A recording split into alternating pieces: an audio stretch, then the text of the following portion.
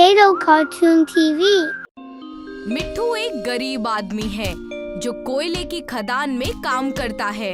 मिट्ठू के पापा एक बहुत बड़े हलवाई थे और उन्होंने मिट्ठू को भी मिठाइयाँ बनाना सिखाया था।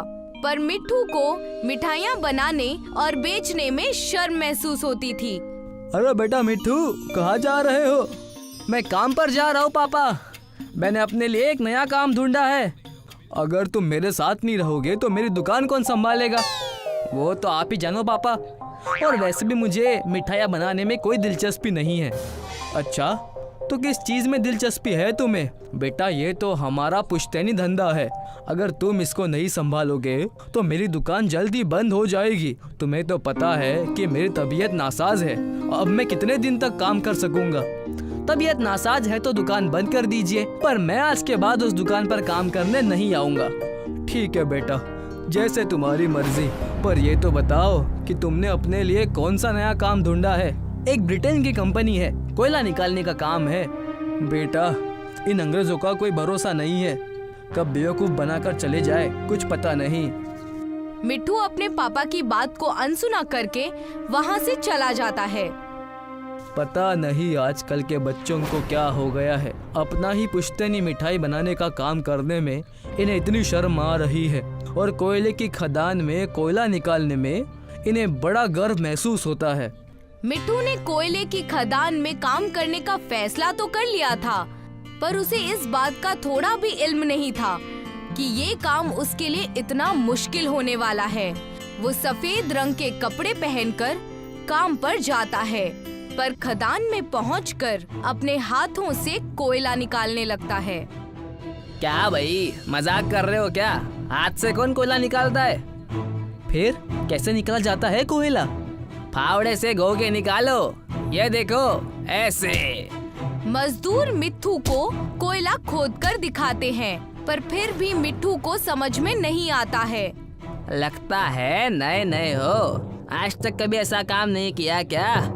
नहीं भाई, आज पहली बार कर रहा हूँ। आज तक अपने पापा के दुकान पर काम करता था। मिट्ठू फावड़े से कोयला निकालने लगता है, पर कुछ देर काम करने के बाद वो बेहद थक जाता है और उसके सफेद कपड़े भी काले पड़ जाते हैं।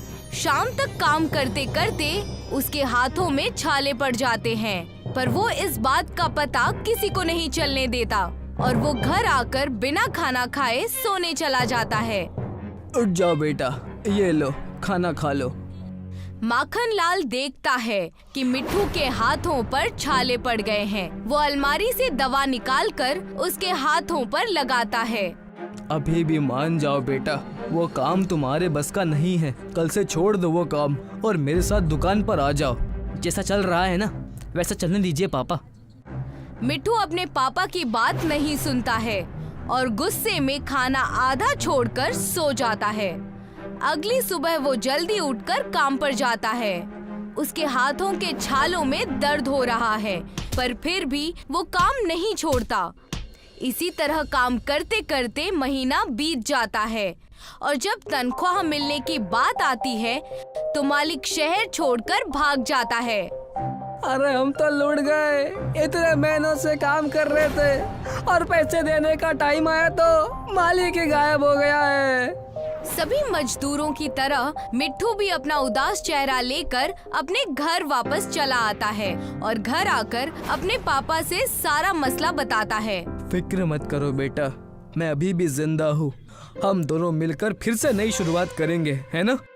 पर पापा, मैंने वहाँ कोयला खोदने में बहुत मेहनत की थी, मेरी सारी मेहनत बर्बाद हो गई। नहीं बेटा, कोई मेहनत बर्बाद नहीं गई तुम्हारी। हम उसी कोयले का इस्तेमाल मिठाइयाँ बनाने के लिए करेंगे। तुम जाकर एक बोरी कोयला लेकर आओ। मिट्ठू एक बोरा लेकर जाता है और उसमें कोयला भरकर लाता है। माखन लाल और मिट्ठू मिलकर कोयले पर मिठाइयाँ बनाते हैं। पापा, हमारे आसपास बहुत मिठाइयों की दुकान है, तो लोग हमारे दुकान से मिठाइयाँ क्यों खरीदेंगे? बेटा, सभी लोग मिठाइयाँ बनाने के लिए रसायनों और केमिकलों का इस्तेमाल करते हैं। हम तो शुद्ध मिठाइयाँ बनाते हैं।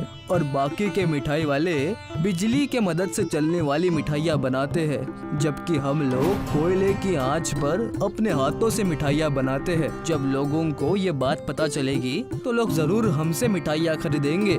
अब मिट्ठू भी अपने पापा के साथ मन लगाकर काम करने लगता है और ये दोनों मिलकर कोयले पर शुद्ध देसी मिठाइयाँ बनाने लगते हैं।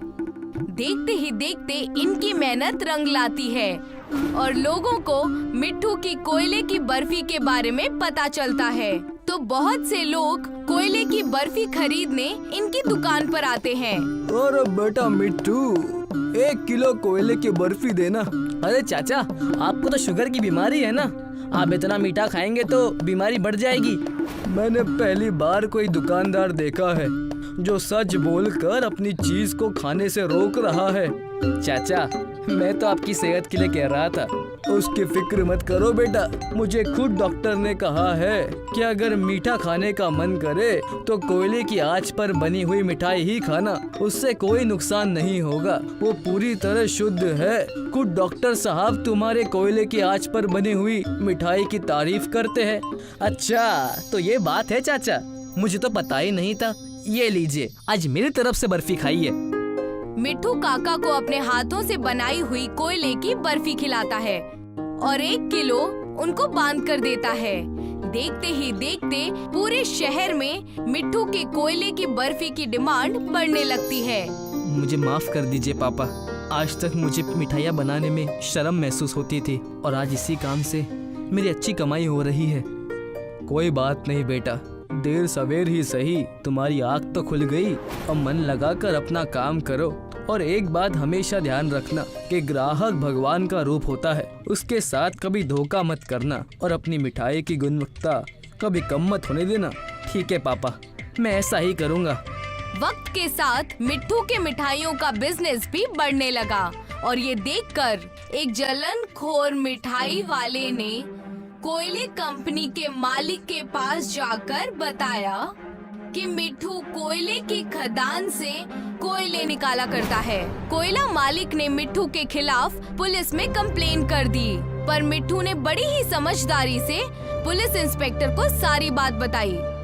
इंस्पेक्टर साहब, हम लोगों ने इनके लिए महीनों तक काम किया और जब पैसे देने की नौबत आई तब ये लोग भाग खड़े हो गए। इन्होंने कई गरीब मजदूरों के पैसे खाए हैं। अच्छा, तो ये है सच, खुद गरीब मजदूरों का पैसा हड़पते हो और फिर उन पर ही चोरी का इल्जाम लगाते हो। चुपचाप सभी मजदूरों की तनख्वाह दे दो, नहीं तो जेल के अंदर डाल दूंगा। जेल जाने के डर से कोयला कंपनी का मालिक सभी मजदूरों की तनख्वाह दे देता है, इसलिए सभी मजदूर मिट्ठू का शुक्रिया अदा करते हैं। कोई बात नहीं भाइयों, ये तो मेरा फर्ज था। आज के बाद किसी को भी कोयले की खदान में काम करने की जरूरत नहीं है। अब से सभी लोग मेरे मिठाई की दुकान पर काम करेंगे और मैं सबको अच्छे पैसे दूंगा। मिट्ठू सभी मजदूरों को अपने दुकान पर काम पर रखता है और सभी लोग मन लगाकर काम करते हैं। कुछ ही वक्त में मिट्ठू पूरे शहर में कोयले बर्फी वाले के नाम से मशहूर हो जाता है।